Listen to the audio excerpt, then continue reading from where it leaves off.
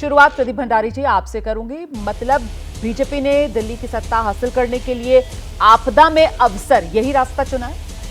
देखिए रुमाना जी, हम तो जो दिल्ली वासी कह रहे हैं उसी बात को कह रहे हैं कि अब आपदा को नहीं सहेंगे, और हम डेटा और फैक्ट्स के हिसाब से बात करते हैं। ये है सीएजी रिपोर्ट का खुलासा जो आज इंडियन एक्सप्रेस नाम के अखबार के अंदर हुआ है। और हम तो सीधा सवाल ये पूछ रहे हैं कि भाई जब कोविड काल के अंदर जनता वैक्सीन के लिए लाइन में लगी थी, वैक्सीन चाह रही थी, दिल्ली के अंदर अरविंद केजरीवाल ने अपना 50 करोड़ का शीशमहल जनता के पैसे को लूटकर बनाया। और अब जो सीएजी रिपोर्ट आई है इसमें टीवी कंसोल में अलग 20 लाख रुपया इन्होंने स्पेशल मिनी बार यूनिट, मतलब जिनने दिल्ली में दारू के ठेके खोले उन्होंने अपना पर्सनल मिनी बार में 4 लाख से ज्यादा एक्स्ट्रा पैसा खर्च करा। L shape sofa specially Switzerland से बनाया गया 6 लाख रुपए का, स्पेशल ट्रेडमिल और जिम इक्विपमेंट 18 लाख रुपए की, किचन इक्विपमेंट में 40 lakh, skill carpet special silk carpet विदेश से आया 16 लाख, राउंड डाइनिंग टेबल विदेश से आई 4 लाख, और उसके बाद स्पेशल अलग बड़े सोफा वाला बेड जिसमें 5 लाख एक्स्ट्रा खर्चा हुआ। टोटल मिला के 30 करोड़ एक्स्ट्रा खर्चा इन्होंने शीशमहल का किया। ये पैसे से सड़क बन सकती थी, ये पैसे से टैंकर माफिया से लड़ा जा सकता था, ये पैसे से स्वास्थ्य की सेवाएं ठीक हो सकती थी, पर ये आपदा वालों ने नहीं किया। तो हम तो दिल्ली की जनता की बात करें, सिर्फ हम ही नहीं कह रहे। रुमाना जी, ये रही एबीपी न्यूज की रिपोर्ट जुलाई 2024 की। पानी के लिए हाहाकार, सुप्रीम कोर्ट दिल्ली सरकार से नाराज, कहा आपने बर्बादी रोकने के लिए क्या किया। तो जब सुप्रीम कोर्ट भी मान रहा है कि दिल्ली के अंदर आम आदमी पार्टी ने बर्बादी की हालात में छोड़ा, तो हम तो सिर्फ जनता की आवाज उठाए। ठीक, अनुराग ढांडे जी को लेकर आइए जरा स्क्रीन पर, आम आदमी पार्टी के प्रवक्ता हैं। अनुराग जी, सुन रहे हैं आप, बीजेपी ने साफ तौर पर आपदा में जीत का अवसर तलाश लिया है, और अवसर तो सर आप ही दे रहे हैं, आप ही की नाकामियां वो गिना रहे हैं, और साथ ही आपकी अय्याशी, वो शीशमहल जिसका बार बार बीजेपी की तरफ से जिक्र किया जा रहा है कि साहब कोरोना काल था, लोग एक एक सांस के लिए तरस रहे थे, और आम आदमी पार्टी क्या कर रही थी, वो पाई पाई शीशमहल पर खर्च करके करोड़ों का शीशमहल तैयार करवा रही थी। ढांडा जी, देखिए, हमारे साथी प्रवक्ता बीजेपी से प्रदीप भंडारी जी बहुत स्मार्ट है इस मामले में। उनको पता है कि मुद्दों के ऊपर वो बात करेंगे तो वो कहीं नहीं टिकते, भारतीय जनता पार्टी कहीं नहीं टिकती, इसलिए वो नॉन इश्यूज पे बार बार इस इलेक्शन को लेकर के जाना चाहेंगे, और मैं वापस उनको घुमा के इश्यूज के ऊपर लेके आऊंगा। इशू क्या है ये याद है प्रदीप भंडारी जी? ऐसा एक डॉक्यूमेंट टाइप कुछ छपा था 2020 में, याद है आपको? आज प्रधानमंत्री जी बड़ी बड़ी बातें करके गए, इसमें लिखा हुआ है 50 लाख लोगों को आप घर देने वाले थे दिल्ली के अंदर, मतलब 2.5 लाख झुग्गियों को कन्वर्ट करने वाले थे मकानों के अंदर। कहां गए वो सारे के सारे? बस 4700 मकानों में सिमट के रह गए। इसमें लिखा हुआ है कि दिल्ली देहात के लोगों को आप उनको प्रॉपर्टी राइट देने वाले थे, जो उनकी प्रॉपर्टी है उसका उनको ओनरशिप देने वाले थे। वो कहां गया वो वादा?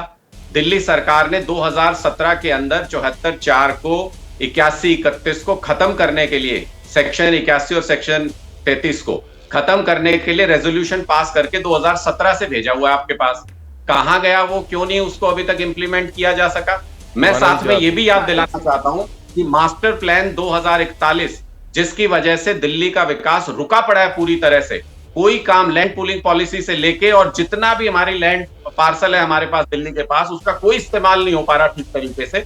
वो सारा सिर्फ इनके डीडीए की वजह से और केंद्र सरकार की वजह से रुका पड़ा है। क्यों नहीं लागू कर रहे हो मास्टर प्लान 2041? क्यों नहीं लागू कर रहे हो? क्या रोक रहा है आपको? अनुराग जी सुनिए, तो मैं जवाब दे रही हूं, लेकिन क्या आप ये कह रहे हैं कि वो शीशमहल वाला आरोप वो नॉन इशू है, वो कोई मुद्दा ही नहीं है? कोरोना काल में जब लोग सांसों के लिए तरस रहे थे, आम आदमी पार्टी का फोकस और प्राथमिकता शीशमहल मुख्यमंत्री का आवास बनवाने की थी, ये नॉन इशू हो सकता है सर? देखिए, मैं इसलिए इसको नॉन इशू कहता हूं क्योंकि अगर ये उसकी याद दिलाएंगे तो फिर कोरोना काल में 467 करोड़ रुपए का प्रधानमंत्री आवास के लिए टेंडर निकाले थे। वो क्या था? 8400 करोड़ रुपए के जहाज में घूमने वाला, 10 लाख का सूट पहनने वाला, 1.5 लाख का गॉगल्स लगाने वाला, 2 लाख की घड़ी पहनने वाला व्यक्ति अगर ऐसे सवाल करे और दूसरों के टॉयलेट में झांक झांक के देखने का शौक इनको होगा, हमें तो नहीं है। हमें तो दिल्ली वालों को टॉयलेट की सुविधा उपलब्ध करानी है, दिल्ली वालों को मकान उपलब्ध कराने हैं, बिजली पानी उपलब्ध कराना है, स्कूल शिक्षा उपलब्ध करानी है, अस्पताल उपलब्ध कराने। हम इन मुद्दों के ऊपर काम करते हैं। और मोदी जी अपना आज भी ज्यादातर उनका भाषण क्या था? गालियां, गालियां, मैं जवाब दे और रही हूं। आपका नाम लेना वो भूलते नहीं है। हर सांस में आपका नाम ले रहे थे मंच से। इसका मतलब इनकी रातों की नींद उड़ी हुई है, क्योंकि दिल्ली में इनके पास कोई ऑल्टरनेटिव नहीं है, ना कोई चेहरा है, ना कोई मुद्दे हैं, ना इनके पास कोई नैरेटिव। ठीक है, आ जाइए, जवाब दीजिए। देखिए, अनुराग जी ने ये तो मान लिया कि आपदा मतलब आम आदमी पार्टी, क्योंकि हमारी पूरी की स्पीच में तो हम तो आपदा वालों को जिक्र कर रहे हैं, तो अनुराग रांडा ने मान लिया कि आपदा वाले यही है। मैं वापस से कहना चाहता हूं रोमाना जी की जो दिल की आवाज है मुंह पे निकल आती है, अंदर ये भी मानते हैं बेशक आम आदमी पार्टी में, पर मानते हैं कि दिल्ली को उन्होंने आपदा में किया। भाई प्रधानमंत्री आवास नेशनल सिक्योरिटी की बात है, पर आप बताइए आपने गोल्ड प्लेटेड टॉयलेट सीट्स जो है वो क्यों लगवाई अपने पर्सनल शीश महल में? दिल्ली के मुख्यमंत्री का तो आवास पहले से ही था, 50 करोड़ का रेनोवेशन कोविड काल में जो पैसा आप जनता को दे सकते थे क्यों नहीं दिया आपने? वो आपने पर्सनल अपने खुद के प्राइवेट शीश महल के लिए, क्योंकि आप तो 2 BHK में रहने वाले थे, बिना वीवीआईपी सिक्योरिटी लेने वाले थे, अन्ना हजारे के आंदोलन से आए थे, पर आज आपने शीश महल भ्रष्टाचार की लूट का बनाया। ये झूठ बोलते हैं। ये 30,000 घर दिल्ली हाईकोर्ट ने इनको लताड़ लगाई थी, 30,000 घरों के ऊपर दिल्ली की सरकार विराम पड़े हुए हैं। ये जानबूझ के लोगों को झुग्गियों से घर में नहीं बैठाना चाहती, क्योंकि ये चाहते हैं गरीब गरीब रहे। हमने तो देश भर में 4 करोड़ गरीबों के लिए घर दिया।